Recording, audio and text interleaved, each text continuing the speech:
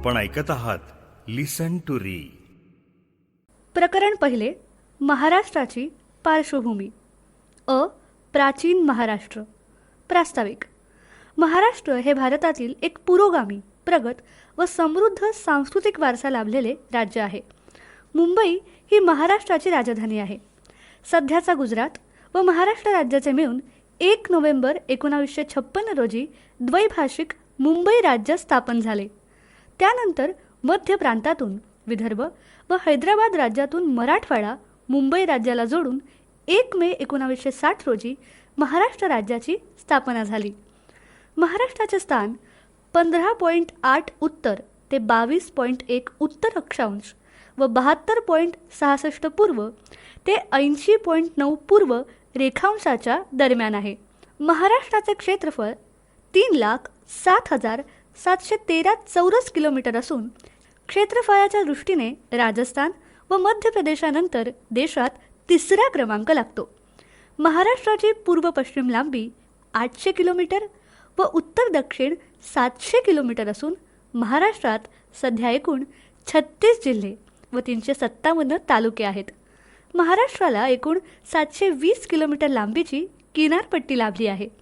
प्रशासनाच्या सोयीसाठी महाराष्ट्राची पुढील 6 प्रशासकीय विभागात विभागणी केली आहे: कोकण, पुणे, नाशिक, औरंगाबाद, अमरावती व नागपूर. 2011च्या जनगणनेनुसार महाराष्ट्राची लोकसंख्या 11,23,72,972 इतकी आहे. महाराष्ट्र शब्दाचा अर्थ व व्युत्पत्ती. महाराष्ट्र आणि मराठी भाषा यांचा उदय नेमका कधी झाला याबाबत विद्वानांमध्ये मतभिन्नता आढळते. देश, राष्ट्र या संज्ञा आजकाल राजकीय व सामाजिक दृष्टिकोनातून वापरल्या जातात. परंतु पूर्वीच्या काळी गणराज्य होती. प्राचीन काळी आर्यावर्त आणि दक्षिणपथ असे भारताचे 2 विभाग होते. उत्तरेत आर्य व दक्षिणेत द्रविड लोक राहत असत. विंध्य पर्वताच्या दक्षिणेच्या प्रदेशाला दक्षिणपथ म्हटलं जाई. यामध्ये कलिंग, आंध्र, सुराष्ट्र, आनर्त, अपरांत, कुंतल व देवराष्ट्र इत्यादी भूभागांचा उल्लेख आढळतो. सर्वप्रथम कौटिल्याच्या अर्थशास्त्र या ग्रंथामध्ये अश्मक व अपरांत येथील पावसाच्या प्रमाणाचा उल्लेख आहे. इसवी सन पूर्व 3ऱ्या शतकात सम्राट अशोकाच्या काळात महाराष्ट्र प्रदेशात धर्मोपदेशकांना बौद्ध धर्माचा प्रचार करण्यासाठी पाठवल्याचा उल्लेख शिलालेखातून प्राप्त होतो. इसवी सन पूर्व 2ऱ्या शतकातील सातवाहनाच्या नाणेघाटातील लेखात महाराष्ट्र असा उल्लेख आढळतो. इसवी सन 365च्या मध्य प्रदेशातील एरण स्तंभलेखात राजा श्रीधर वर्मांचा सेनापती सत्यनाग हा स्वतःला महाराष्ट्री म्हणवतो. चालुक्य राजा दुसरा पुलकेशी याच्या ऐहोळ प्रशस्तीमध्ये रविकीर्ती याने महाराष्ट्राचा उल्लेख केल्याचे आढळते. डॉक्टर भांडारकरांनी असं मत मांडलंय की रठ्ठ या शब्दाचेच संस्कृत स्वरूप राष्ट्रिक असून भोज स्वतःला महाभोज म्हणत असत. तसेच राष्ट्रिक आपणास महाराष्ट्रिक म्हणत असत. महाराष्ट्र हे नाव कुठल्याही जातीवरून व वंशावरून पडले नसून ते प्रदेशाच्या विस्तारावरून पडले आहे असे मत पा वा काणे यांनी मांडले आहे. साधारणपणे इतिहासाची विभागणी प्रागैतिहासिक, इतिहासपूर्व व ऐतिहासिक कालखंड अशा 3 भागात केली जाते. पहिला प्रागैतिहासिक, ज्या काळात मानवास लिपी अवगत नव्हती व मानवी जीवन हे रानटी व भटक्या स्वरूपाचे होते तो काळ. या कालखंडाला प्रागैतिहासिक असं म्हणतात. यानुसार अश्मयुगाचा समावेश प्रागैतिहासिक काळात केला जातो. 2 इतिहासपूर्व, ज्या काळातील मानवाचे जीवन प्रागैतिहासिक मानवापेक्षा प्रगत होते व या मानवाला लिपी अवगत होती, परंतु ती अस्पष्ट किंवा गूढ असल्याचे तिचे वाचन करता आले नाही. या कालखंडाला इतिहासपूर्व काळ असं म्हणतात. सिंधू संस्कृतीचा समावेश इतिहासपूर्व काळात केला जातो. 3 ऐतिहासिक कालखंड, ज्या काळात मानवाचे जीवन सुसंस्कृत बनले व ज्या काळात लिखित ऐतिहासिक पुरावे प्राप्त होतात त्या कालखंडाला ऐतिहासिक कालखंड असे म्हणतात. यानुसार इसवी सन पूर्व 6व्या शतकापासूनच्या कालखंडाला ऐतिहासिक कालखंड असे मानले जाते. अश्मयुग, स्टोन एज. मानवाच्या भौतिक विकासामध्ये अश्म म्हणजेच दगडाचे खूप महत्त्व आहे. प्रारंभी मानवाने दगडाचा उपयोग करून अन्न संग्रहित केले, दगडाचा उपयोग करून निवारा बनवला, दगडावरच कलेचे आविष्कार केले व अग्नीची ही उत्पत्ती दगडाद्वारेच केली. प्रारंभिक मानवाने आपली अवजारे, हत्यारे व निवारा यांसाठी दगडाचा वापर केल्याने या कालखंडाला अश्मयुग असे म्हणतात. भारतामध्ये इसवी सन 1863 मध्ये रॉबर्ट ब्रूस फूट या भूतत्व विद्वानाला मद्रास जवळील पल्लवरम येथे सर्वप्रथम पुराश्मयुगीन पाषाणोपकरण मिळाल्यावरच अश्मयुगीन काळातही भारतात लोकवस्ती असल्याचे निश्चित झाले.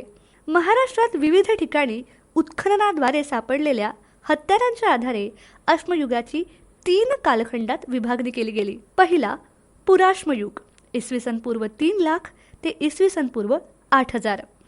दुसरा मध्याश्मयुग इसवी सन पूर्व 8,000 ते इसवी सन पूर्व 4,000. तिसरा नवाश्मयुग इसवी सन पूर्व 4,000 ते इसवी सन पूर्व 1,000. पहिला पुराश्मयुग पॅलिओलिथिक एज. पुराश्मयुगीन मानवाची वैशिष्ट्ये. 1. पुराश्मयुगीन मानवी जीवन हे भटक्या स्वरूपाचे होते. 2. या काळातील मानव ऊन, थंडी, पाऊस, हिंस्र प्राणी इत्यादीपासून संरक्षणासाठी नैसर्गिक गुहा व मोठ्या शिळांचा आश्रय घेत असे. 3. या काळातील मानव कच्चे मांस व कंदमुळे खात असे. 4. पुराश्मयुगीन मानव झाडांच्या साली व प्राण्यांच्या कातड्यांनी आपले शरीर झाकत असे. 5. या काळातील मानवांचे शारीरिक अवशेष उत्खननातून मिळाले नाहीत. 6. पुराश्मयुगीन मानव शिकारीसाठी ओबडधोबड व आकाराने मोठ्या दगडांचा वापर करत असे. 7. या काळातील हत्यारे बेसॉल्ट, चर्ट, ॲगेट, टफ व डोलेराईट या खडकापासून बनवलेली असत. 8. नंदुरबार जिल्ह्यातील कुंभारपाडा व उमरज, धुळे जिल्ह्यातील भाडणे, नाशिक जिल्ह्यातील गंगापूर व अहमदनगर जिल्ह्यातील नेवासे येथून पुराश्मयुगीन अवशेष प्राप्त होतात. 9.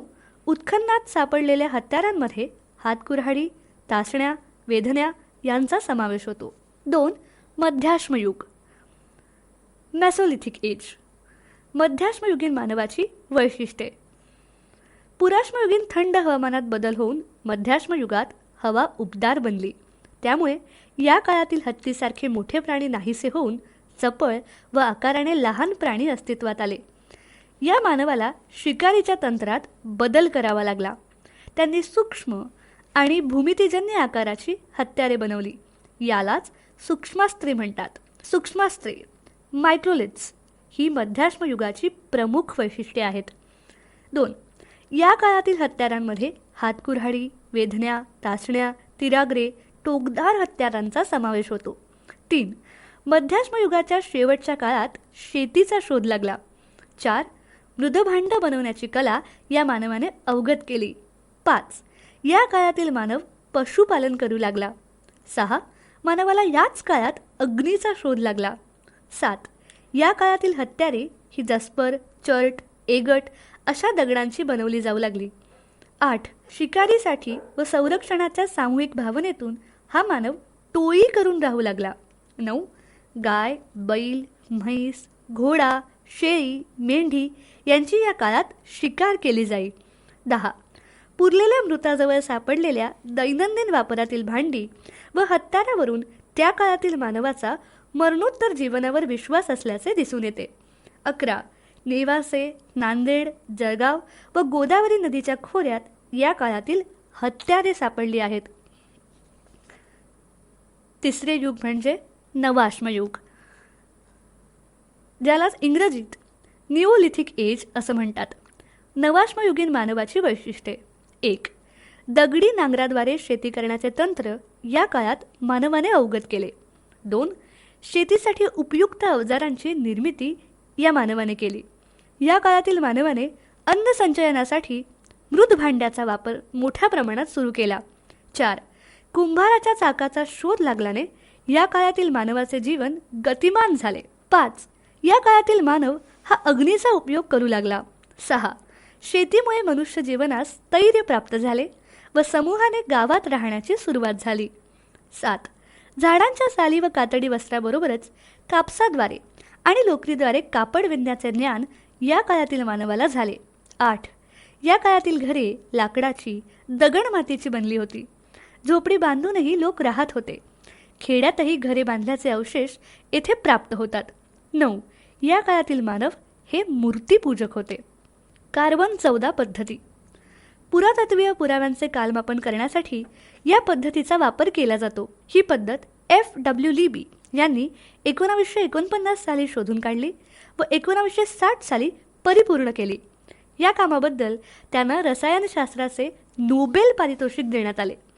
प्रत्येक सजीव, मानव, वनस्पती, प्राणी जिवंत असेपर्यंतच कार्बन डायऑक्साईडद्वारे कार्बन 14 शरीरात घेत असतो.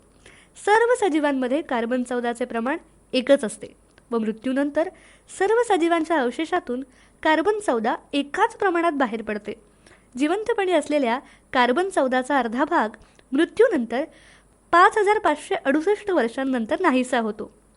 या कालावधीला कार्बन 14चे अर्धे आयुष्य म्हणतात.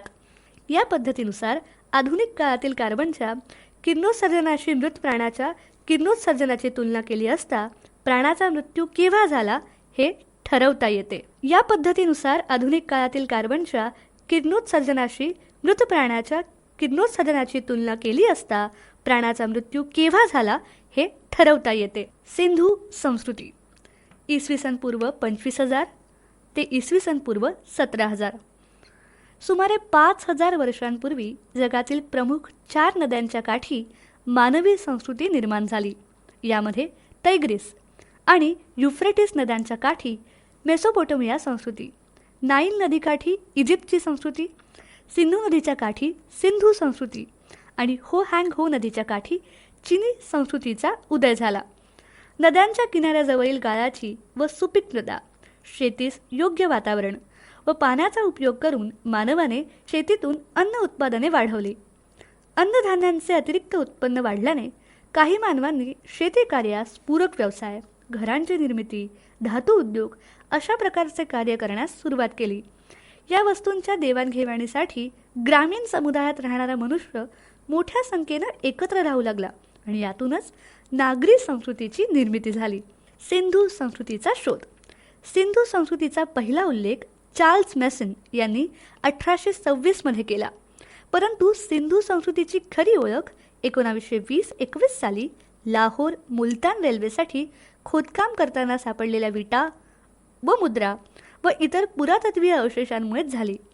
जॉन मार्शल, राखालदास बॅनर्जी, दयाराम सहानी, माधव स्वरूप वत्स इत्यादी पुरातत्व विद्वानांच्या परिश्रमपूर्वक उत्खननामुळे एक अतिप्राचीन संस्कृतीचा शोध लागला. दयाराम सहानी यांनी 1921 मध्ये या संस्कृतीतील हडप्पा शहराचा उत्खननातूनच शोध लावला. हडप्पा हे शहर सिंधू संस्कृतीमधील सर्वप्रथम उत्खननित स्थळ असल्याने व सिंधू संस्कृतीच्या इतकर उत्खननित शहरातील सर्वच लक्षणे या शहरात आढळत असल्याने सिंधू संस्कृतीलाच हडप्पा संस्कृती असेही म्हणतात. स्थान विस्तार. पूर्वेस आलमगीरपूर, पश्चिमेस सुतकेंडोर, दक्षिणेस महाराष्ट्रातील दायमाबाद व उत्तरेस जम्मूमधील मांडा अशा यांच्या सीमा आहेत. पूर्व पश्चिम 16,000 किलोमीटर व दक्षिण उत्तर 11,000 किलोमीटर याची लांबी आहे. पूर्व पश्चिम 16,000 किलोमीटर व दक्षिण उत्तर 11,000 किलोमीटर याची लांबी रुंदी असून एकूण 12,99,600 चौरस किलोमीटर भारताचा भाग याने व्यापला आहे. पंजाब, राजस्थान, गुजरात, बलुचिस्तान, हरियाणा व महाराष्ट्र इत्यादी प्रदेशात या संस्कृतीचा विस्तार झाला आहे. सिंधू संस्कृतीची वैशिष्ट्ये. हडप्पा, मोहनजोदडो, रंगपूर, सुरकोटडा, कालीबंगन, रोपड, दायमाबाद, मेहरगड, चौंदडो, ढोलविरा अशा 400हून अधिक ठिकाणच्या उत्खननित अवशेषांवरून सिंधू संस्कृतीची पुढील काही वैशिष्ट्ये दिसून येतात. 1. सिंधू संस्कृती ही ताम्रपाषाण युगीन संस्कृती आहे. 2. ही एक नागरी व व्यापार प्रधान संस्कृती आहे. आणि 3. सिंधू संस्कृतीमध्ये सामाजिक व धार्मिक वैमनस्याचा अभाव दिसून येतो. 4. अन्य संस्कृतीशी सिंधू संस्कृतीचे व्यापारिक संबंध असल्याचे उत्खननित पुराव्यांवरून समजते. 5. सिंधू संस्कृतीमधील लोकांना लिपीचे ज्ञान होते. 6. सिंधू संस्कृती ही एक शांतताप्रिय संस्कृती आहे. 7. सिंधू संस्कृतीमध्ये मंदिरांचा अभाव दिसून येतो. 8. सिंधू संस्कृतीमधील वजनमापात समानता दिसून येते. 9. सिंधू संस्कृतीच्या सर्व नगरांना तटबंदी होती. 10. सिंधू संस्कृतीमध्ये नगर नियोजनास महत्त्व होते. असेच ऑडिओज ऐकत राहण्यासाठी तुम्ही लिसन टू री हे ॲप्लिकेशन प्ले स्टोअरवरून आजच डाउनलोड करू शकता. सर्व स्पर्धा परीक्षांसाठी आवश्यक असणारे ऑडिओ बुक्स, ऑडिओ नोट्स तसेच इतर मटेरियल देखील त्यावर उपलब्ध करून देण्यात आले आहेत. या ऑडिओसोबतच्या लिंकवर क्लिक करून तुम्ही ते ॲप्लिकेशन डाउनलोड करू शकता. सिंधू संस्कृतीच्या ऱ्हासाची कारणे. सिंधू संस्कृतीच्या ऱ्हासाच्या कारणाबाबत इतिहासकारांनी विविध मतं नोंदवली आहेत. काही इतिहासकारांच्या मते हवामानातील बदल, सिंधू नदीच्या प्रवाहाच्या दिशेत बदल, सततचा दुष्काळ यामुळे लोकांनी स्थलांतर केले असावे. त्यामुळे या संस्कृतीचा ऱ्हास झाला असावा. तसेच काही इतिहास संशोधकांनी आर्यांच्या आक्रमणामुळे, व्यापारातील मंदीमुळे व भूकंपासारख्या नैसर्गिक आपत्तीमुळे ही संस्कृती नष्ट झाली असावी असे मत नोंदवले आहे. सुमारे इसवी सन पूर्व 1750च्या दरम्यान सिंधू संस्कृतीचा ऱ्हास झाला असावा. ताम्रपाषाण युग, चॅल्कोलिथिक एज. सिंधू संस्कृतीच्या उत्तर काळात महाराष्ट्रातील काही भागात तांब्यांचा वापर करून कृषीप्रधान संस्कृती निर्माण झाल्या. या काळातील अवजारे व हत्यारे ही तांबे व पाषाणांच्या संयुक्त वापराने बनवलेली असल्याने या कालखंडाला ताम्रपाषाण युग असे म्हणतात. महाराष्ट्रातील ताम्रपाषाण स्थळे व कालखंड.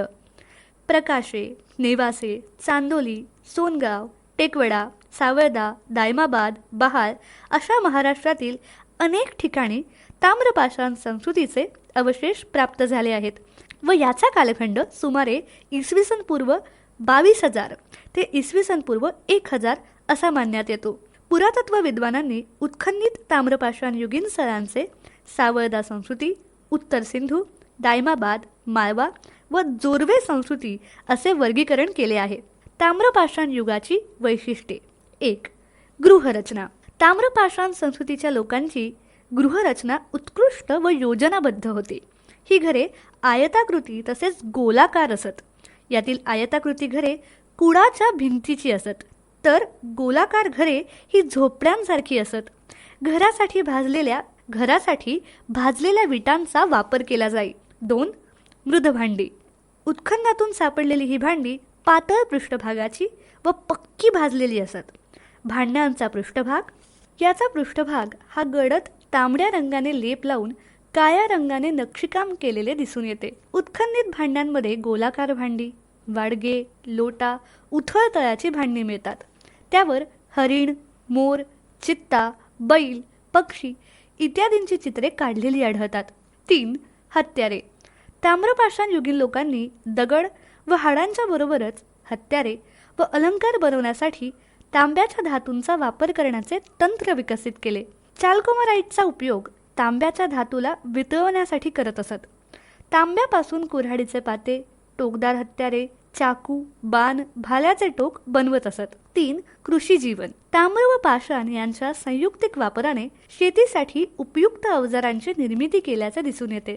ताम्रपाषाण संस्कृतीमधील हे लोक शेती करू लागल्याने त्यांच्या स्थायी स्वरूपाच्या वास्तव्यामधून खेडी निर्माण झाली व यातूनच ग्रामीण महाराष्ट्राचा प्रारंभ झाला. या काळात गहू, तांदूळ, मसूर, मूग, उडीद गहू, तांदूळ, मसूर, मूग, उडीद, बाजरी इत्यादी धान्य पिकवली जात.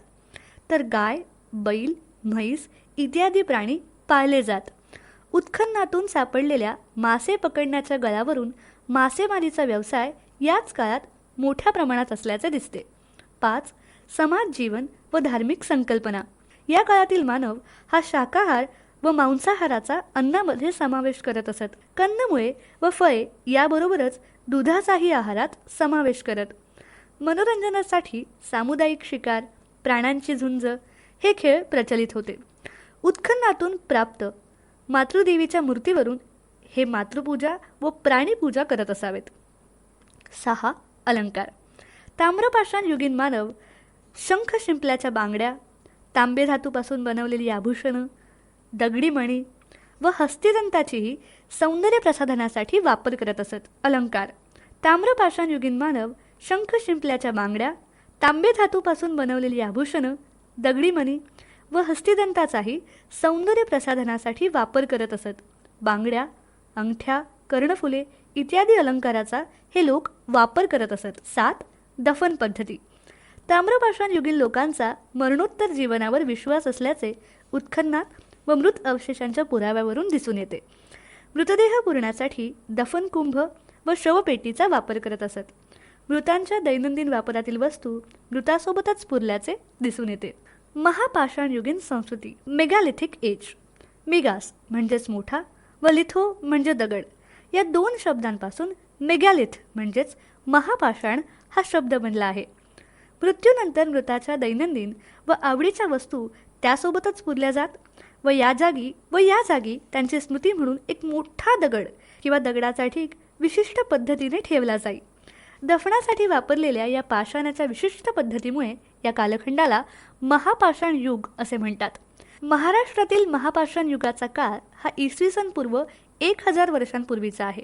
ही एक लोहयुगीन संस्कृती आहे. महाराष्ट्रातील धुळे जिल्ह्यातील रंजाळा, जळगाव जिल्ह्यातील बहाळ, टेकवाडे तसेच नागपूर जिल्ह्यातील माहूरझरी इत्यादी ठिकाणी याचे अवशेष प्राप्त होतात. महाराष्ट्रातून प्राप्त महापाषाण उत्खननाद्वारे या काळाची पुढील वैशिष्ट्ये दिसून येतात. 1. या काळातील मृत अवशेष शिलावर्तुळात, खड्ड्यात व शवपेटीत ठेवल्याचे अनेक सांगाडे उत्खननातून प्राप्त होतात. 2. मृताबरोबर लोखंडी भाले, तलवारी, कट्यारे, कुऱ्हाडी अशा हत्यारांचे अवशेष प्राप्त झाले आहेत. 3. गहू, ज्वारी, बाजरी, उडीद, तांदूळ यांचे उत्पादन या काळात घेतले जाई. 4. कुत्रा, बैल, घोडा, गाय, हरिण, रानडुक्कर, बकरा इत्यादी प्राण्यांचा मांसाहारासाठी वापर केला जाई. 5. या काळातील मानव मातीच्या घरात, कच्च्या विटा व कुडांनी बांधलेल्या घरात राहत असत. 6. या काळातील मानव सोने, चांदी, ब्रॉन्झ धातूपासून बनवलेले अलंकार वापरत असत. 7. विदर्भातील नैकुंड येथे लोह शुद्ध करण्याची भट्टी सापडली आहे. यावरून धातू व्यवसाय हा या काळात मोठ्या प्रमाणात चालत असल्याचे संकेत प्राप्त होतात. 8. या काळातील मानवांनी शेतीबरोबरच पशुपालनासही महत्त्व दिले आहे. 9. कुंभाराच्या चाकावर मृदभांडी बनवणे, त्यावर चित्रकला, नक्षीकाम व भाजून पक्के बनवणे यामध्ये ते कुशल असल्याचे पुरावे मिळतात. 10. काच, दगडीमणी, नीलमणी यांचाही वापर अलंकार म्हणून करत असत. सातवाहन कालखंड इसवी सन पूर्व 230 ते इसवी सन 230.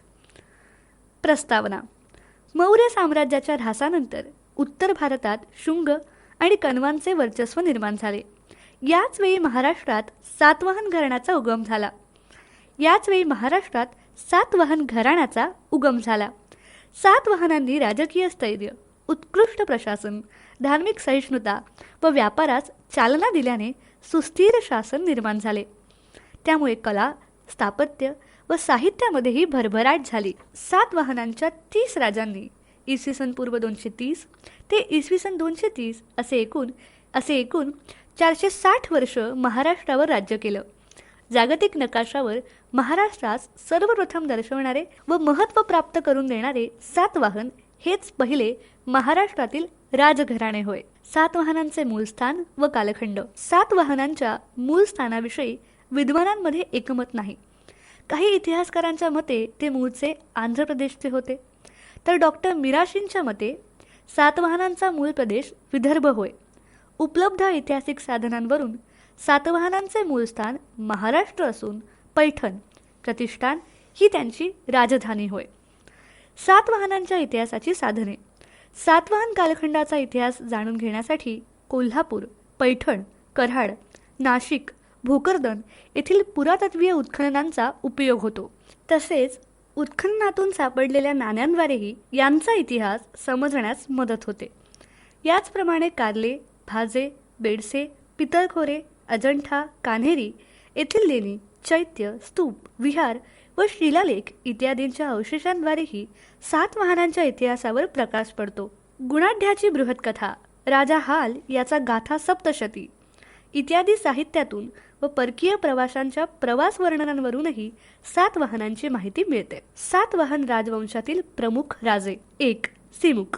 सिमुक हा सातवाहन राजवंशाचा संस्थापक होय. राजा सिमुकने शेवटचा कण्व राजा सुशर्मा याला ठार मारले आणि आपली सत्ता प्रस्थापित केली.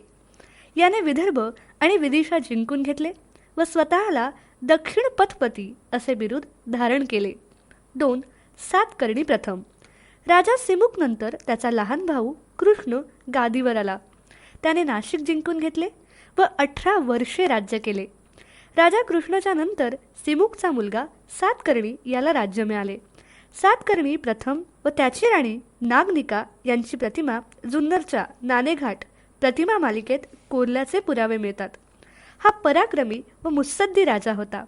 याने कलिंग नरेश खारवेलचा पराभव केला. हा वैदिक धर्माचा कट्टर पुरस्कर्ता होता. त्याने आपल्या हयातीत 2 अश्वमेध यज्ञ व 1 राजसूय यज्ञ केल्याचे पुरावे आहेत. प्रथम सातकर्णीच्या शौर्यामुळे या राजवंशातील सर्व राजे आपल्या नावासमोर सातवाहन असा शब्द प्रयोग न करता सातकर्णी असाच करू लागले. यानंतर सुमारे 1 शतक सातवाहनांच्या वाढत्या सत्तेला व सामर्थ्याला पायबंद बसला. सातकर्णीनंतर शकांच्या आक्रमणापुढे सातवाहनांचे राज्य दुर्बल बनले. 3. राजा हाल. या सातवाहन राजाबद्दल फक्त वाङ्मयीन साधनांच्या आधारेच माहिती मिळते. याने प्राकृत भाषेला राजाश्रय देऊन गाथा सप्तशती हा प्राकृत काव्यसंग्रह रचल्याची माहिती मिळते. 4. गौतमीपुत्र सातकर्णी. गौतमीपुत्र सातकर्णीने सातवाहन सत्तेचे पुनरुज्जीवन केले. माळव्यापासून दक्षिणेकडील नाशिक प्रशस्तीमध्ये आपल्या मुलाचे वर्णन करताना त्रिसमुद्र तोय पीतवहन म्हणजेच ज्याचे घोडे 3ही समुद्राचे पाणी प्यायले आहेत असे गौरवपर उद्गार गौतमी बलश्री हिने काढले आहेत. कानडी मुलखापर्यंत त्याचे राज्य पसरले होते. याने शक, पल्लव, यवन यांचा पराभव केला व क्षत्रप राजा नहपानचा पराभव करून सातवाहनांची प्रतिष्ठा वाढवली व दरारा निर्माण केला. आईबद्दल असलेल्या आदरामुळे त्याने स्वतःच्या नावापूर्वी आईचा आवर्जून उल्लेख केलेला दिसतो. 5. यज्ञश्री सातकर्णी. हा सातवाहन घराण्यातील शेवटचा मोठा राजा होय. शकांनी यापूर्वी जिंकून घेतलेला प्रदेश त्याने परत जिंकून आपले साम्राज्य वाढवले. जहाजाचे चित्र असलेल्या त्याच्या काही नाण्यांवरून त्यांचे आरमार व व्यापाराविषयी माहिती मिळते. शकांची आक्रमणे, सततची युद्धे, विशाल साम्राज्य, दुर्बल वारसदार या कारणांमुळे सातवाहन सत्तेचा ऱ्हास झाला. सातवाहनकालीन आर्थिक स्थिती. 1. शेती. सातवाहनांचा काळ हा महाराष्ट्राच्या इतिहासात आर्थिक समृद्धीचा होता. या काळात शेती हा लोकांचा प्रमुख व्यवसाय होता. उत्पादनाचा 1/2 भाग भूमिकर म्हणून शेतकरी राजाला देत. शेतीस पाणी पुरवठा करण्यासाठी तलाव, कालवे व विहीर खोदल्या जात. बृहतसंहितामध्ये खरीप व रब्बी पिकांचा उल्लेख केला आहे. शेतीबरोबरच दूध, मांस यासाठी पशुपालन हा व्यवसाय केला जाई. गाय, बैल, घोडा, गाढव, खेचर, बकरी, मेंढी, कुत्रा, हत्ती, उंट हे प्राणी पाळले जात असत. 2. उद्योगधंदे. वस्त्रोद्योग हा या काळातील महत्त्वाचा उद्योग होय. साधे, तलम, मलमली, रेशमी असे वस्त्रांचे उत्पादन या काळात घेतले जाई. सोने, चांदी, पितळ, लोखंड, तांबे या धातूंचा दागिने, मूर्ती, कृषी अवजारे, घरगुती वस्तू बनवण्यासाठी वापर केला जाई. सातवाहन राजांच्या प्रोत्साहनामुळे परकीय व्यापार मोठ्या प्रमाणावर चालत होता व यामुळेच भडोच, सोपारा ही बंदरे तर पैठण, तेर यासारखी शहरे प्रसिद्धीस आली. सातवाहनकालीन धार्मिक स्थिती. सातवाहन राजे हे वैदिक धर्माचे अनुयायी व पुरस्कर्ते होते. यांनी अश्वमेध व राजसूय यज्ञ करून यज्ञ परंपरेचे पुनरुज्जीवन केले. यज्ञ प्रसंगी भरपूर दानधर्म केला जाई. सूर्यपूजा, यक्षपूजा, मातृदेवता, नागदेवता इत्यादींना या काळात महत्त्व प्राप्त झाले. शैव व वैष्णव धर्माबरोबरच बौद्ध धर्माचाही विकास झाल्याचे दिसून येते. बौद्ध भिक्षूंसाठी अनेक विहार व स्तूप बांधून त्यांच्या उदरनिर्वाहाची देखील व्यवस्था केली जाई. सातवाहनकालीन सामाजिक परिस्थिती. सातवाहन काळात वर्णाश्रम व्यवस्था प्रचलित होती. ब्राह्मण, क्षत्रिय, वैश्य व क्षूद्र या 4 वर्णांचा त्यात समावेश होता. त्यांची कर्तव्ये व अधिकार ठरलेले असत. वर्णव्यवस्थेचे रूपांतर जाती व्यवस्थेत झाले. जातीचे पोटजाती व उपजातींमध्ये भेद निर्माण झाले. 16 संस्कारांना महत्वाचे स्थान प्राप्त झाले. सातवाहन काळात एकत्रित कुटुंब पद्धती प्रचलित होती. लोक शाकाहारी व मांसाहारी अन्न आहारात घेत असत. या काळातील शिल्पकला, चित्रकला व उत्खननित वस्तूंवरून त्यांची सौंदर्यदृष्टी स्पष्ट होते. यामध्ये बांगड्या, ताईत, मणी, कर्णभूषणे, पैंजण, अंगठ्या यांचा समावेश होतो.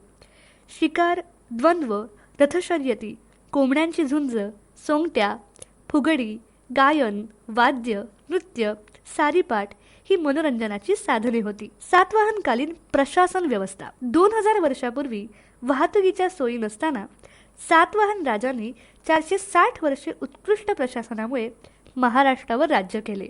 रजक, अमात्य, सचिव अशा मंत्र्यांची नेमणूक राजांच्या मदतीसाठी केली जाई. सातवाहनकालीन प्रशासनातील शेवटचा घटक ग्राम होय. गावच्या प्रमुखास ग्रामणी, ग्रामपती, ग्रामकूट म्हटले जाई. सातवाहनकालीन कला व स्थापत्य.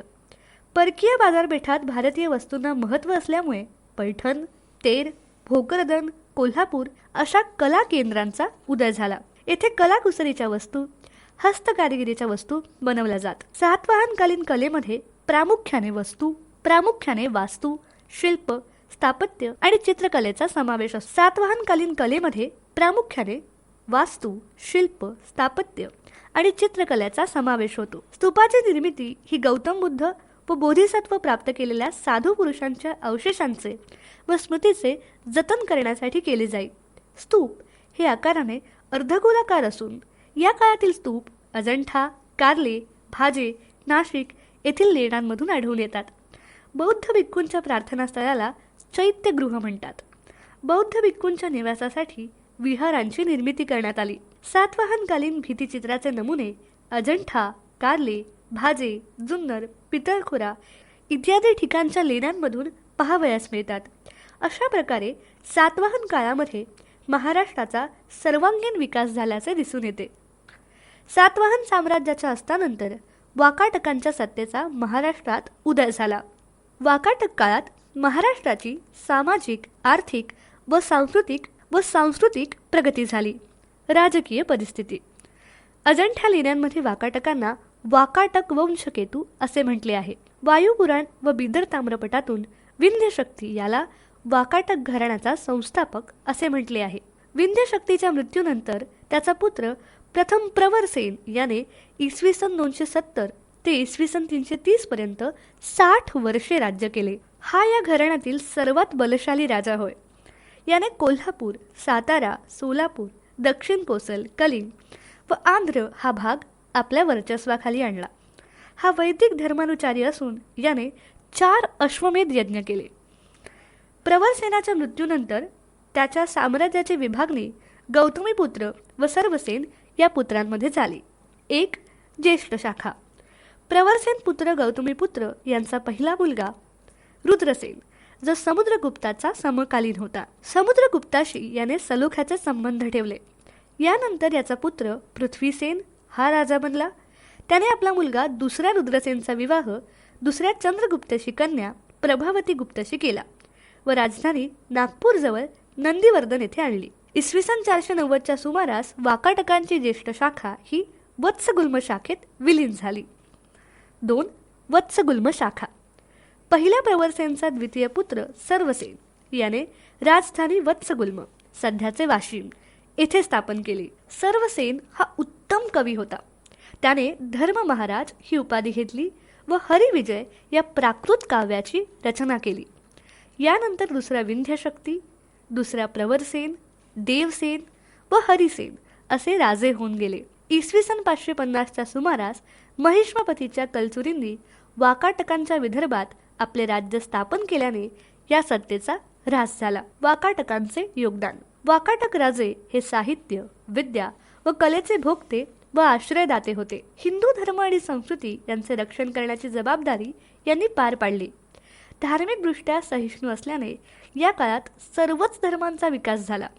वंशपरंपरागत राजकीय सत्ता असूनही यांनी सत्तेचा अनियंत्रित वापर केला नाही.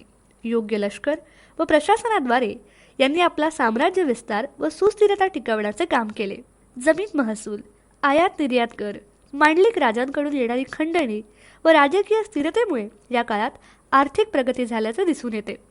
कवी कालिदासाचे अनेक वर्ष वाकाटकांकडे वास्तव्य असल्याने त्यांनी मेघदूताची रचना येथे केली. वाकाटक राजांनी कवी व विद्वानांना आश्रय दिला. थोडक्यात वाकाटकाचा काळ हा महाराष्ट्रातील सामाजिक, राजकीय, आर्थिक, धार्मिक आणि सांस्कृतिक वैभवाचा काळ म्हणून ओळखला जातो. असेच ऑडिओज ऐकत राहण्यासाठी तुम्ही लिसन टू री हे ॲप्लिकेशन प्ले स्टोअरवरून आजच डाउनलोड करू शकता. सर्व स्पर्धा परीक्षांसाठी आवश्यक असणारे ऑडिओ बुक्स, ऑडिओ नोट्स तसेच इतर मटेरियल देखील त्यावर उपलब्ध करून देण्यात आले आहेत. या ऑडिओसोबतच्या लिंकवर क्लिक करून तुम्ही ते ॲप्लिकेशन डाउनलोड करू शकता. भेटूयात पुढच्या भागामध्ये. तोपर्यंत धन्यवाद. बदामीचे चालुक्य घराणे. वाकाटकानंतर महाराष्ट्रामध्ये चालुक्य घराण्याची सत्ता प्रस्थापित झाली. राजकीय परिस्थिती. बदामीच्या चालुक्य घराण्यामधील पहिला राजा जयसिंह होय. पहिला पुलकेशी हा या घराण्यातील बलशाली राजा होय. याने अश्वमेध यज्ञ केला. साम्राज्याची व वातापी, बदामी या राजधानीची पायाभरणी यानेच केली. कीर्तिवर्मन हा एक पराक्रमी राजा बदामीच्या चालुक्य घराण्यात होऊन गेला. त्याने आपल्या 11 वर्षांच्या काळात कदंब व नल राजांचा पराभव केला. अनेक राजांना आपले मांडलिक बनवले. कीर्तिवर्मनाचा लहान भाऊ मंगलेश हा गादीवर आला. याने कलचुरी व रेवती राजांचा पराभव केला. यांच्या कारकिर्दीच्या शेवटच्या काळात झालेल्या यादवी युद्धात त्याचा पुतण्या दुसरा पुलकेशी विजयी होऊन गादीवर आला. दुसरा पुलकेशी हा या घराण्यातील सर्वात पराक्रमी आणि बलशाली राजा होय. वारसा हक्काकरता राजकीय अस्थिरता निर्माण झाली होती, परंतु दुसऱ्या पुलकेशीने सामंत व मांडलिक राजांवर पकड निर्माण केली. सैन्य व्यवस्था बळकट बनवली. याने मौर्य, कलचुरी, नल, राष्ट्रकूट, कदंब, कंग, आलूप वगैरे राजांचा पराभव करून महाराष्ट्र, कोकण, माळवा, विदर्भ इत्यादी प्रांत जिंकून घेतले. याच वेळी उत्तर भारतातील प्रभावशाली व सामर्थ्यवान राजा हर्षवर्धन याचे आक्रमण झाले, परंतु यात झालेल्या युद्धात हर्षवर्धनचा पराभव करून चालुक्य राजा दुसऱ्या पुलकेशीने आपले श्रेष्ठत्व सिद्ध केले. ऐहोळ येथील शिलालेखात रविकीर्ती याने दुसऱ्या पुलकेशीवर मिळवलेल्या विजयाची माहिती मिळते. यानंतर त्याने कलिंग व कोसल हे देशही जिंकले. पल्लव राजा नरेंद्रसिंह वर्मा याने पुलकेशीचा पराभव केला व या युद्धात द्वितीय पुलकेशी मारला गेला. यानंतर पहिला विक्रमादित्य, विजयादित्य दुसरा व कीर्तिवर्मन हे राजे झाले. दुसरा कीर्तिवर्मन हा या घराण्यातील शेवटचा राजा होय. राष्ट्रकूट राजा कृष्ण प्रथम याने याचा पराभव करून ही सत्ता संपुष्टात आणली. कल्याणीचे चालुक्य.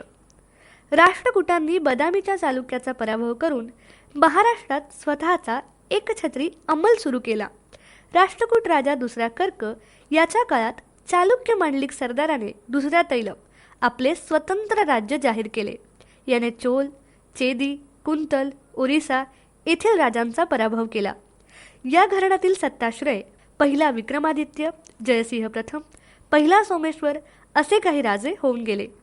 चौथ्या सोमेश्वरच्या काळात यादवांनी याचा पराभव करून चालुक्य सत्तेचा शेवट केला. चालुक्यांचे योगदान. चालुक्यांच्या दोन्ही शाखांमधील राजे हे कला, साहित्य व विद्येचे उपासक होते. अनेक विद्वान त्यांच्या दरबारात होते.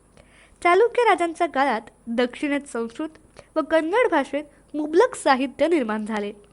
कवी बिल्हणचे विक्रमांक देवचरित, विज्ञानेश्वराचे मिताक्षरा, पंपाचे पंपरामायण, सोमेश्वर तिसऱ्याचे मानसोल्लास अशा अनेक ग्रंथांची निर्मिती झाली. या काळातील वास्तुशिल्पे आजही त्यांच्या वैभवाची साक्ष देतात. बदामी, हंपी, ऐहोळ, पटदकल्ल, श्रवणबेळगोळ येथील मंदिरे यांच्या स्थापत्याची प्रगती दर्शवतात. ही सर्व मंदिरे द्रविड शैलीची आहेत.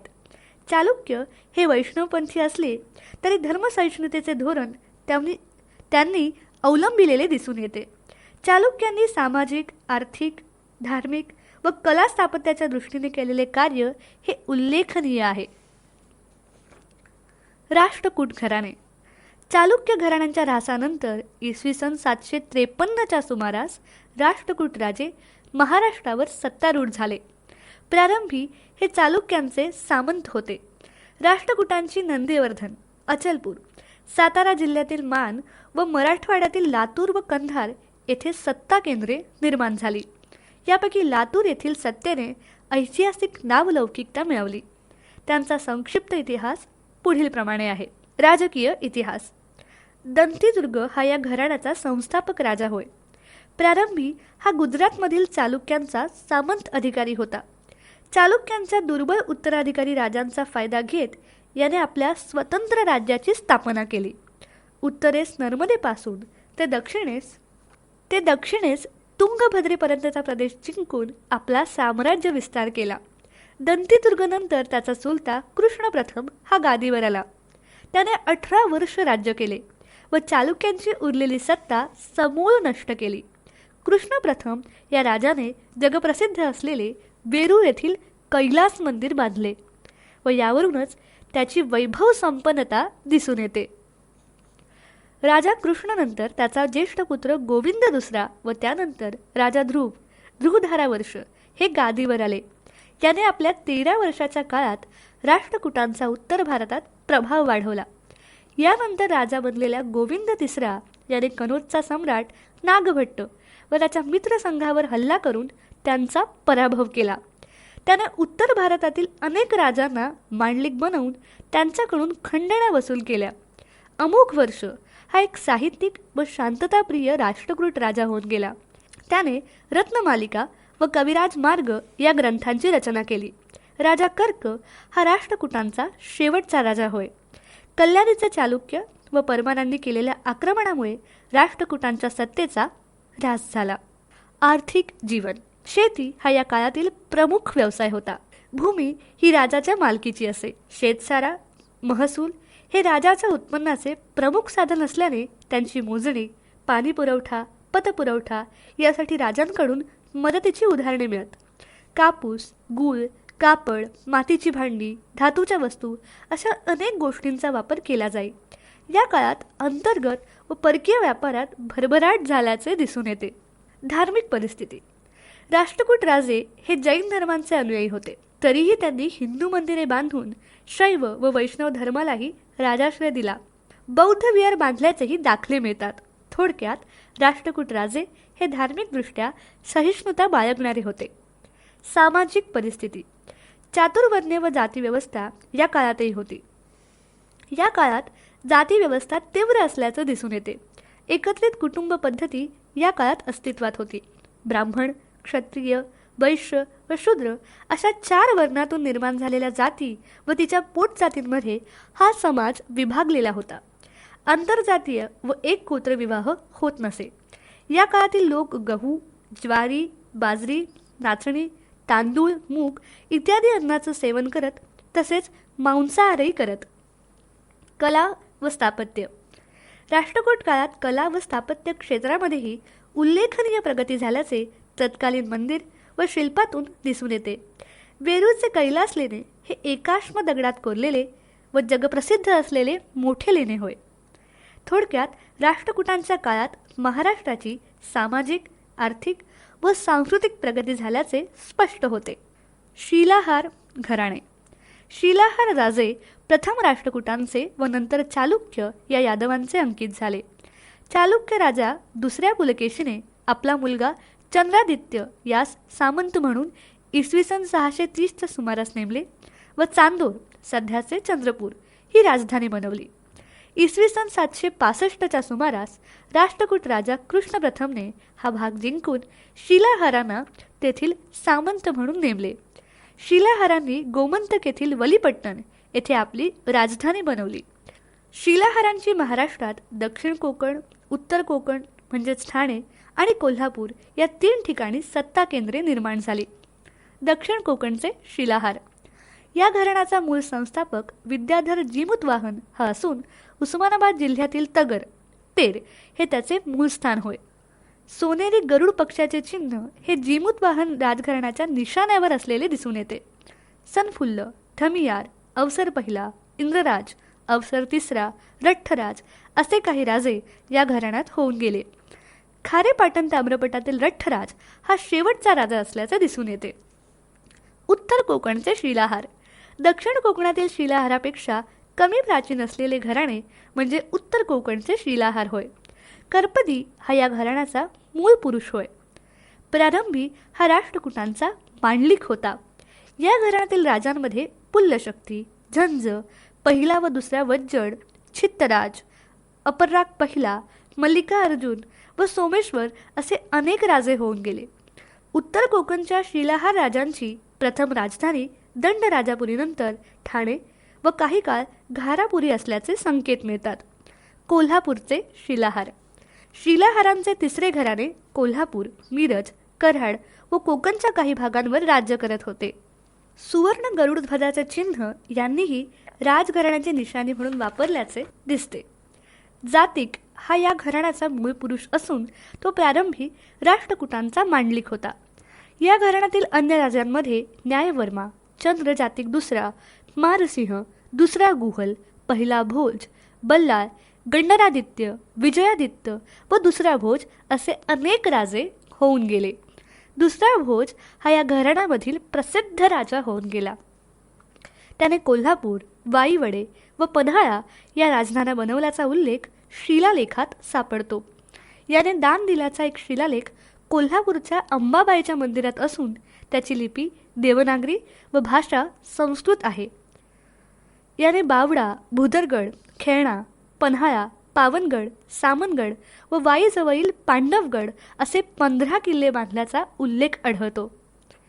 शिलाहारांचे योगदान. शिलाहारकालीन समाज हा ब्राह्मण, क्षत्रिय, वैश्य व शूद्र या वर्णांमध्ये विभागला होता. जातीनिहाय व्यवसाय केले जात असत. भोजनामध्येही शाकाहारी व मांसाहारी अन्नाचा समावेश होता.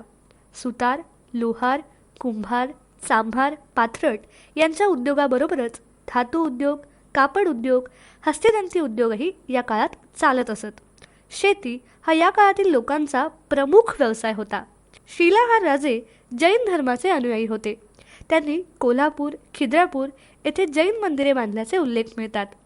हे धर्मसहिष्णू राजे होते. त्यांनी हिंदू धर्मियांसाठी मंदिरे व बौद्ध भिक्खूंच्या निवासासाठी विहारे बांधली.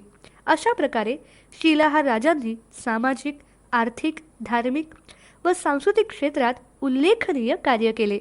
गोंड घराणे. प्राचीन महाराष्ट्रामध्ये शेवटच्या काळात हूण व मुस्लिम आक्रमणामुळे महाराष्ट्रामध्ये राजकीय अस्थिरता निर्माण झाली. यावेळी महाराष्ट्रात यादवांनी देवगिरी येथे आपली सत्ता प्रस्थापित केली. याच काळात चांदा, चंद्रपूर येथे गोंड घराण्याने आपली सत्ता प्रस्थापित केली. ऐतिहासिक साधने. 1869 मध्ये मेजर ल्युसी स्मिथने गोंड घराण्याच्या इतिहासावर सर्वप्रथम प्रकाश टाकला. स्थानिक परंपरा, हस्तलिखिते व मौखिक साधनांद्वारे हा इतिहास लिहिला. शिलालेख व इतर साहित्यिक साधनांद्वारेही गोंड घराण्याच्या इतिहासावर प्रकाश पडतो. राजकीय स्थिती. कोल भील हा या घराण्याचा संस्थापक होय. त्याने विखुरलेल्या गोंड जमातीला एकत्र करण्याचे व नागवंशीयांविरुद्ध लढा देण्याचे तंत्र शिकवण्याचे काम केले. भीम बल्लाळ सिंहापासून गोंडांचा इतिहास लिखित स्वरूपात पाहावयास मिळतो. याने शिरपूर येथील राजधानी हलवली. केसर सिंगाच्या काळात यांच्या साम्राज्याचा विस्तार भिल्ल देशापर्यंत झाला. या राजांच्या काळात गोंड घराण्याचा सर्वाधिक संपन्नतेचा काळ होता. घोडे व बैल यांच्या संख्येतही या काळात वाढ झाली. दिनकर सिंग हा एक शांतताप्रिय, कला, विद्या व साहित्याचा भोक्ता असलेला राजा होऊन गेला. अनेक कवी व विद्वानांना याने आपल्या दरबारात आश्रय दिला. नंतरच्या काळात सुरजा बल्लाळ सिंग हा महत्त्वपूर्ण राजा होऊन गेला. त्याने बनारस व लखनौ येथे जाऊन युद्ध व संगीत या कलांचे शिक्षण घेतले. खांडग्या बल्लाळ शहाने 1437 ते 1462 पर्यंत राज्य केले. हा त्वचा रोगाने ग्रासला होता. पत्नीच्या सल्ल्याने बल्लाळपूर येथे तो किल्ला बांधून राहू लागला व राजधानीचे शिरपूरहून बल्लाळपूर येथे स्थलांतर केले. तसेच त्याने अचलेश्वराचे मंदिर बांधले. गादीवर असलेल्या हिरशहा याने मंदिराच्या तटबंदीचे काम पूर्ण केले. याने जंगले स्वच्छ करून जनतेला राहण्यासाठी वस्तीची सोय करून दिली. कृष्णशाह, बीरशाह, गोविंदशाह, हिराई, रामशाह, नीलकंठशाह असे अनेक राजे होऊन गेले. नीलकंठशहाच्या काळात चांदा प्रांतावर रघुजी भोसलेचे आक्रमण झाले व त्याला रघुजी भोसल्यांनी कैद केले. कैदेतच त्यांचा मृत्यू झाला व नागपूरच्या रघुजी भोसलेच्या प्रदेशात हा भाग समाविष्ट करण्यात आला. गोंड घराण्याचे योगदान. 62 गोंड राजांनी अनेक शतके महाराष्ट्रातील नागपूर, चंद्रपूर या प्रदेशांवर राज्य केले. गोंड राजे हे कला, साहित्य व विद्येचे भोक्ते होते. त्यांनी आदिवासी जमातीतील लोकांना संघटित केले, त्यांना लष्करी प्रशिक्षण दिले, तसेच त्यांचा विकास घडवून आणला. एकंदरीत आदिवासी समाजाला इतिहासात स्थान मिळवून देण्याचे काम गोंडांनी केले. म्हणूनच यांच्या वैभवशाली कालखंडाची नोंद इतिहासात घेणे आवश्यक आहे. असेच ऑडिओज ऐकत राहण्यासाठी तुम्ही लिसन टू री हे ॲप्लिकेशन प्ले स्टोअरवरून आजच डाउनलोड करू शकता. सर्व स्पर्धा परीक्षांसाठी आवश्यक असणारे ऑडिओ बुक्स, ऑडिओ नोट्स तसेच इतर मटेरियल देखील त्यावर उपलब्ध करून देण्यात आले आहेत. या ऑडिओसोबतच्या लिंकवर क्लिक करून तुम्ही ते ॲप्लिकेशन डाउनलोड करू शकता. भेटूयात पुढच्या भागामध्ये. तोपर्यंत धन्यवाद.